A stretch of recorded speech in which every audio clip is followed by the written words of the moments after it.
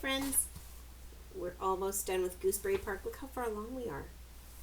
We are on the chapter called The Sign, and it is page 106, chapter 16. You can follow along if you have this book at home. Murray arrived with a watch, still in time for lasagna. He zipped down the chimney, popped out into the living room, and plunked the precious object at the feet of Kona, who was sleeping beneath Gwendolyn's bowl. Professor Albert had gone out to play bingo. "Wonderful job, dear," Gwendolyn applauded with her claws. Kona jumped to his feet at the sound of her voice. "It's here? We have it?" he asked. "Ta-da!" Murray pointed to the watch on the floor. The dog took one look and nearly burst into tears, but he knew that would be a very undog-like thing to do. "Murray," Kona said, "after dinner, you'll have to take the watch up to the roof and stay there for the rest of the night until Stumpy finds you." "Righto," said Murray. "I could use some fresh air anyway. You wouldn't believe my cousin Ralph's apartment. All those pieces of moth. Yuck." "Did you have any trouble, dear?" asked Gwendolyn. "Nah," said Murray. "Ralph was napping, his second favorite hobby. Besides, I've been sneaking things out of his place all my life." "If Stumpy shows up tonight, you'll have more sneaking to do," said Kona. "Sneaking her in." "Oh, that's a snap," said Murray. "This house is full of holes." "Wake me up, dear, if I'm sleeping," said Gwendolyn. "Me too," said Kona.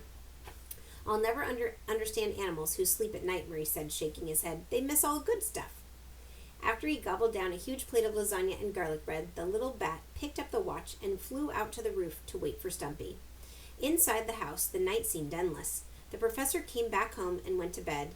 Kona and Gwendolyn went down and tended to the sleeping babies a while, and then returned upstairs. They were restless, constantly listening for footsteps on the roof, forever looking out the window. "What time is it, dear?" Gwendolyn asked. "The news is over, Professor. Albert's in bed. It must be past midnight." "Poor little Stumpy," said Gwendolyn, "all alone out there, worried so for her children. Natural disasters are hard on families." "Especially families that live in trees," added Kona. The old crab nodded. The two friends talked and waited and waited. Up on the roof, Murray was keeping himself occupied by making lists in his head. First he listed things that were green. Limes, olives, Christmas trees, Kermit the Frog. He listed yellow things. Corn, sunflowers, lemons, Big Bird. Blue things. Swimming pools, berries, the skies, Cookie Monster. Murray had watched a lot of Sesame Street in Professor Albert's house. He had gone through a purple list, an orange list, a red list, and a white list, and was just beginning a striped list when he heard someone in the trees whisper his name. "Murray." The little bat jumped. For a second he forgot all about Stumpy and thought his cousin Ralph had found him. "Nope," he said. "Murray, it is you." A little shadow with a big fluffy tail leaped from way up in the trees and landed on the roof with a thump. Who do you think it is? Murray knew that tail. Who is it? "Stumpy! Stumpy!" He jumped up and down, flapping his wings. "Good golly, Miss Molly!"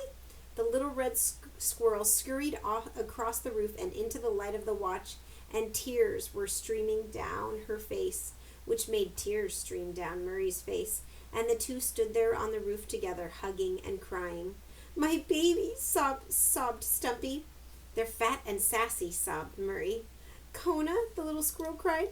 "Fat and bossy," Murray cried harder. Stumpy laughed and began to wipe away Murray's tears. "And you, Murray?" she asked gently. "I'm just fat," answered the little bat with a teary grin, "and I bet I have the worst garlic breath." Murray sneaked Stumpy through a crack in the house's foundation, and the little mother ran straight across the basement to where her babies lay sleeping. She jumped into the box and picked up all three at once, holding them tight and kissing their little red heads. The children were drowsy, half asleep, but they seemed to recognize their lost mother, for they held tight to her with their tiny paws. Murray thought he might start crying again. Can you see Stumpy's tail? And there are her baby's tails, and she's hugging them all.